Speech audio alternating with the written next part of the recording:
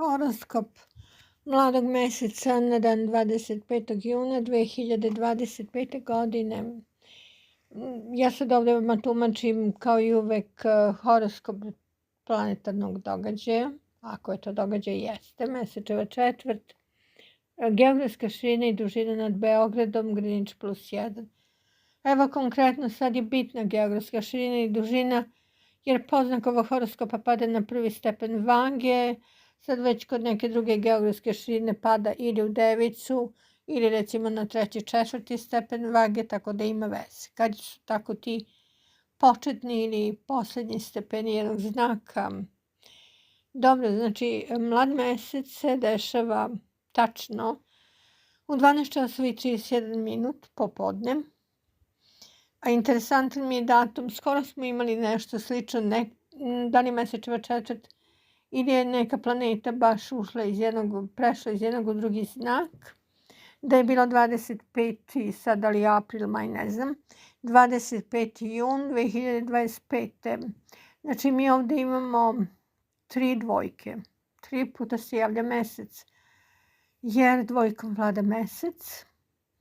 2 puta se javlja petica, Merkur vlada peticom, znači imamo tu neku brzinu, Merkur je uvek brzina, inače mi smo u godini devetke 2 i 2 su 4 i 5, 9 pod uticajem Neptuna i Plutona, to znači nešto mora da se završi, neki ciklus mora da se, ciklus da se završi, sad šta to predstavlja u ličnom životu, naravno to je otprilike. Stavljam tačku na ovo pa krećem sad, da li u nove poslove, da li u novu vezu, novi brak, a možda i u novu državu, neku drugu državu. Mnogi se pod uticajem devetke sele u druge zemlje.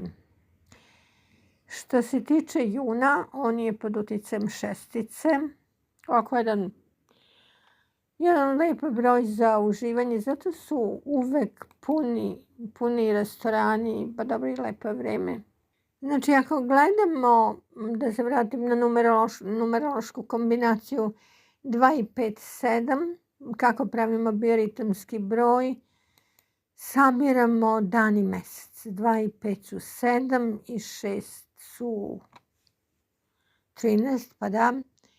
1 i 3 su 4. Četvorka, nije baš tako slatko. Slatko i ljubko, četvorka Saturnovska, da li moguće 2 i 5, 7, pa moguće. 2 i 5, 7 to je uranovska kombinacija, sedmica. I 7 i 6, 13, tu imamo jedinicu i trojku. Znači tu imamo i snagu Sunca i snagu Jupitera, dobijamo Saturnovsku energiju. Mi faktički ovdje imamo skoro zastupljene sve brojeve, vrlo interesantno. Imamo jedinicu preko broja 13, imamo dvojku, mesec preko dvojke, to je dvojku. I mesec imamo trojku Jupiterovsku, imamo četvorku Saturnovsku, imamo peticu Merkurovsku, imamo šesticu Venere broj, imamo sedmicu Uranovsku, nemamo osmicu. Interesantno, nemamo element Marsa. Baš interesantno. Sve devetku imamo, naravno te godine. Dobro, da se vratim, znači, da ponovimo lekciju.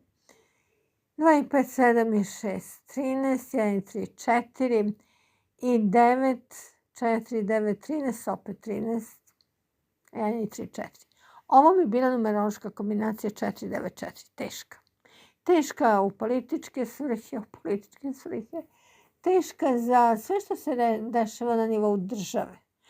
Na nivou ustrojstva, da li je to recimo neka velika firma, pa reorganizaciju firmi, da li je to država pa mora nešto se promeni, recimo ustavi, sad ustav baš ne može. Svaki čas da se menja zakoni, propisi, u okviru doma i porodice, autoritet majke i oca, ali guši ovaj Saturn, 4, 9, 4, nema vrdanja. Znači, baš ovako jedna jako tvrdoglava, da kažem, kombinacija, eto, takav je mlad mesec, šta da radimo? Sad ćemo da vidimo kako to izgleda kod Kineza i inače mi se nalazimo u godini tirkizne drvene zmije, koja je jedna vrlo interesantna godina, jer imali smo godinu zelenog drvenog zmaja, a sad imamo nešto blažu energiju, što znači sve ono što je krenulo, šta god da je, na privatnom planu, globalnom, državnom, što je krenulo ako da gruva prošle godine, sada dobije neki faktor iznenađenja. Znate, kao što vas zmija daleko bilo, bože, kakvo vašem poređenje. Kao što zmija znade iznenadi. Nekoga jedan put zašišti negdje iz nekog šipražija. Takva je ova godina. Znači, čudni događaj. Evo da vidimo.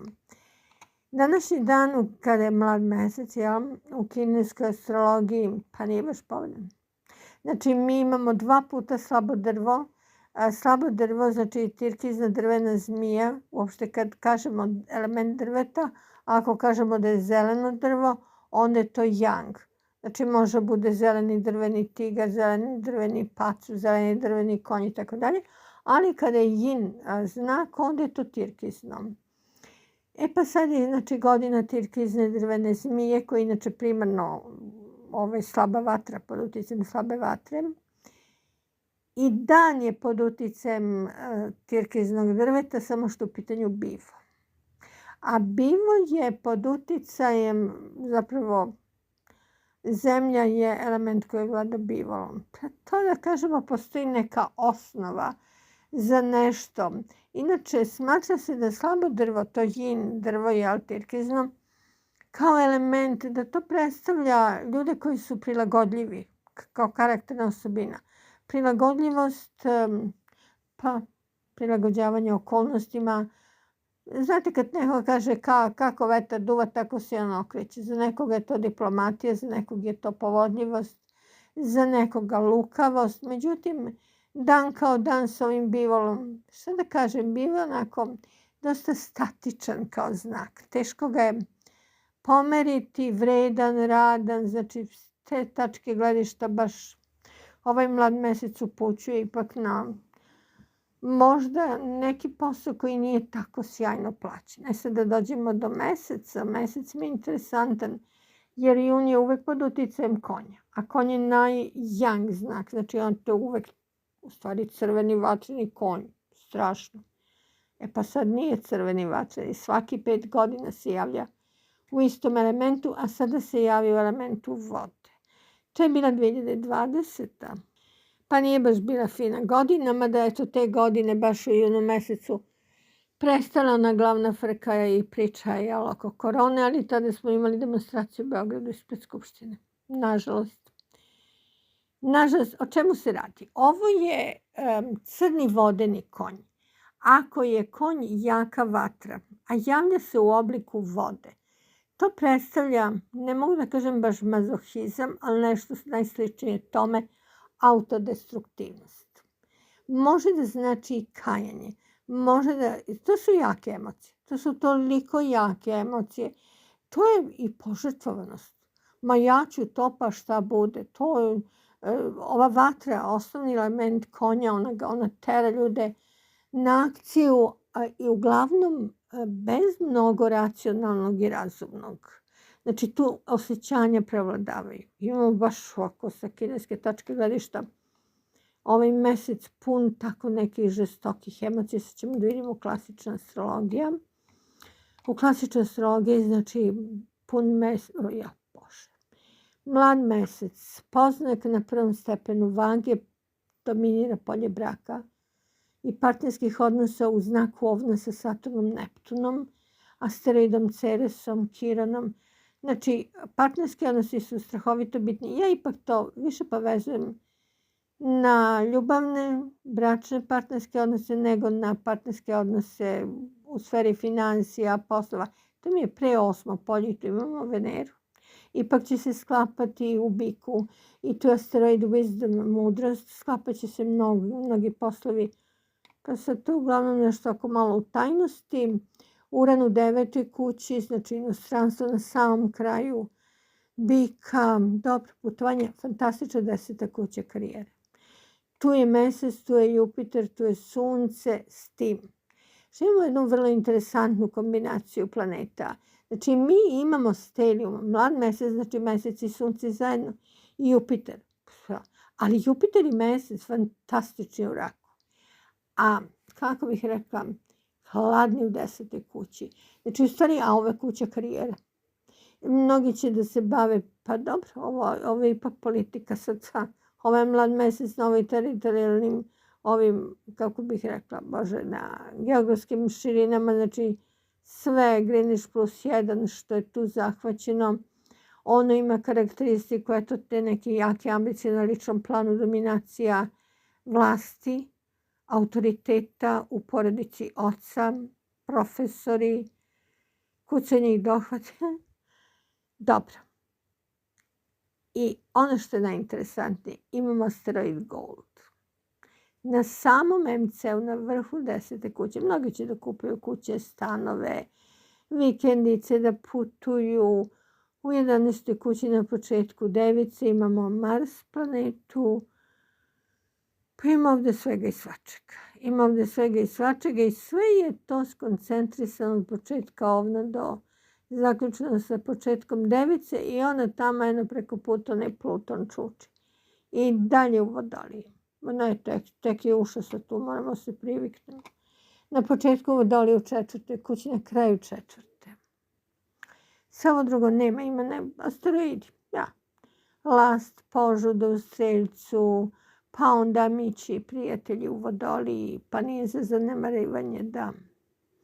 Pa dobro, letnje vreme okupljuju se ljudi i polazimo od Ovnak vrlo energičan, rešen da povrati svoj društveni status i da se pomiri sa nekim. Ako je u procepu nekom ličnom neke dileme rešava, da li da bude u braku, ne bude u braku, da li da raskine ili ne, pokazuju jako veliku svojeglavost i ne ume sa emocijama. Znači tvrd. Muškarci naročito treba da paze šta pričaju, kako se ponašaju. Pa dobro, mislim nije tako loše u stvari, jer Saturn je u dobrom aspektu sa Merkurom koji simbolizuje reč. Ipak će naći neki modus da to nekako ublaža, jer ovaj kvadrat Saturn, kvadrat mlad mesec Jupiter, tu će biti neki troškovi i porodične neke onako preispitivanja odluka, šta treba, kako treba. Pa dobro, eto tako, naišao neki moment kada je u fokusu većine i karijera i brak i ljubavni odnosi. Ali nije ovo baš ljubav, ovo više zajednica, jer 5. polje ljubavi pada u Vodoliju, pa mnogi će da raskinu. Ili su to neke kratkotrajne veze, pod uticajem Urana, Uran u 9. da. Znači, ili će biti poznanstva i flertovi negdje na putu. Sad to ne odnosi se samo na Ovna, nego na sve znake, a može dođe i do raskida. Što se tiče bika, on je potpuno materijalistički nastrojen, mislim praktičan. Ima toliko nekih praktičnih problema da toliko mora da rešava. Nije baš raspoložen, ne vjerujem da je sa ovakvim horoskopom bik naročito raspoložen sa ovim Saturnom i Neptunom i u Ovnu, to je u odnosu na bika 12. kuća, ali trudi se. Ni ne vidi kakve mu se šanse pruže. Ovako lepo 10. polje, u stvari njegovo 3. Znači, svi bikovi koji se bave intelektualnim poslovima, koji rade u medijima, osiguravajućim društvima, sve što je rakovsko. A može bude da, najviše marketing, mediji, turizam, hotelijerstvo, šta još, restorani, pa može i muzika, može i provod. Znači organizatori tako nekih skupova, onda bik može da se jako lepo istakne na tom poslu. Ljubavni život jednog bika, pa onako, nije tako loš, dobar aspekt sa Merkurom. Pokazuje razumevanje za poslove partnera i obrnuto. Što se tiče blizanaca, Merkur je u raku, na kraju raka. Blizanci majski, da, oni su ušli u tu fazu kad definitivno prave neki zaokret u svom životu i ne može niko da ih zaustavi, a ne znam i zašto bi. Uran u dobrom aspektu sa Merkurom, znaju kako to da sprovedu u delo, ali Uran je u kvadratu sa Marsom. Ne bi trebalo da žure sa odlukama. Ne bi trebalo da žure, a opet Uran u dobrom aspektu sa ascendentom. Pa znači, ako bračni partner jednog blizanca podržava njegove planove, pa onda neka zajedno to odrade kako treba. Da, a poslovi fantastični. Ovdje ima dosta novca. Ovdje kaplje tako fini novac. Fini novac, koji novac nije fini. Pa dobro, ima i koji nije. Zavisi poreklom. Ovo je baš... Pa kao da će neko da proda neku nekretninu i da dođe do velikog novca. Neki blizanac recimo. Ili će da radi za neku firmu koja je baš dobro stojeća i posao dobro plaćen. Tako da nema na što se žali. A rak je ovdje u najpovoljnijoj situaciji. Ako ume da iskoristi ovaj mlad mesec, ovaj Jupiter, asteroid Gold, Merkur, pa mislim rak koji pregovara, koji ugovara poslove, pa nije toliko moćan, nije toliko utican.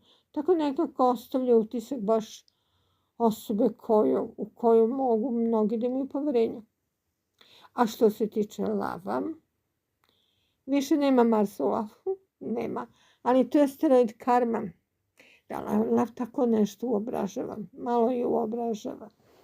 Da mora tako kako on zacrto, da ne može iz te situacije da nađe izlaz. Tako sav je smušen. Ma nije ni smušen koliko je, pa ne znam, u nekoj vrsti uobrazilje da je to tako kako on zacrto.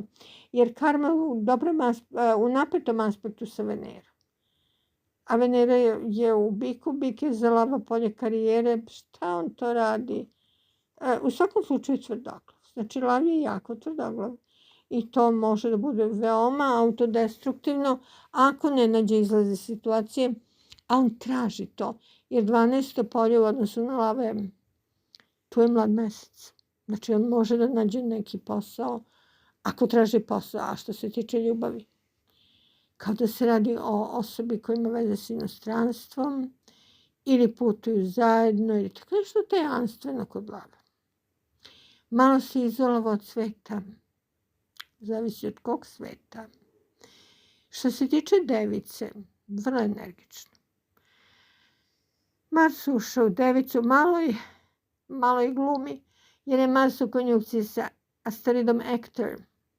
Ako je to profesionalni poziv, ako je to zaista profesija jedne device, onda ovo nije uopšte loše, ali je naporno i psihički i fizički zbog napetog aspekta s Uranom. Ali mislim devica može ovo da izgura. I konačno Mars u dobrom aspektu s mladim mesecom, prava stvar da se krene u akciju. Ljubavni život jedne device tako je opterećen nekom tvrdoglavošću, da li je devica tvrdoglava, da li partner. Nije moment da se donose radikalne odluke. Ja mislim da se ovakvim rasporedom planeta ovaj Mars može da pokvari celu situaciju, inače treba nešto istrpeti i sačekati da vreme odradi svoje. Jer Saturn će krenuti retrogradnim hodom. I da vidimo, Neptun još uvijek nije dan. I Neptun i Saturn će krenuti retrogradnim hodom, pa će to nešto što eventualno sada predstavlja neki problem u komunikaciji da malo bude podnošljivije. Što se tiče vage, ona je ovdje oko zbunjena, zato što kao da je neko daje vagi, daje na značaju. Kao da je nesigurna, ali joj imponuje. Ta neka pažnja koja se vagi poklanja, vagi veoma imponuje. I to je nešto veoma značajno, možda napređenje, možda bračna ponuda. Ko danas bračnu ponudu daje? Pa dobro, nije na klasičan način, ali može bude i neka druga vrsta ponude, da, koja predstavlja u stvari korak do ulaska u neko zajedničko ulaganje, u neke velike projekte. Što se tiče Škorpije, one sve negdje u ljubavnoj tematici, romantično raspoložena Škorpija. Ovi asteroidi ljubavi, Vesta, crni mesec sljedeći Juno, da, u odnosu na suncu u Raku, pa Škorpiju u svom svetu, vrlo je popularna i omiljena, ali nešto se preterano ne angažuje kao da planira neki odmor. A što se tiče Streljca, Jupiter je dobro postavljen, Strelac može da napreduje naročito u firmi koja postoji sa strancima. Strelac može bude jako uspešan i verovatno će biti. Verovatno je već uspešan, možda očekuje napređenje, možda očekuje neki novac da mu kapne. Pa nije ovo baš da kapne, ovo su, boga mi, poveći novci, što bi rekli Lale. Poveći novci, lepo ću i da potroši to što zaradi. A što se tiče Jarca, ovakvo 7. polje u 10. pa Jarac mora da zablista. Jarac mora, svako umetnik da drži neki koncert, neku izložbu, neku promociju, nešto. Ove kao porodični biznis, ako je u okviru porodičnog biznisa, onda je to neko predstavljanje nečeg, može bude, ne znam da sad postoje neki sajmovi, ali je to tako izlaganje znanja, talenata, robe, komunikacija sa strancima, veoma dobro. Za Vodoliju. Mnogo troškova, mnogo posla. Vodolija je ovdje najviše ugrožena što se tiče obaveza. Kao da ima toliko toga da završi, da započe, da radi. Nije baš zadovoljna nekim odnosom koji je poslovni uglavnom. Nešto nju tišti, ima veze s inostranstvom i ljute. Zbog nečega ljutko.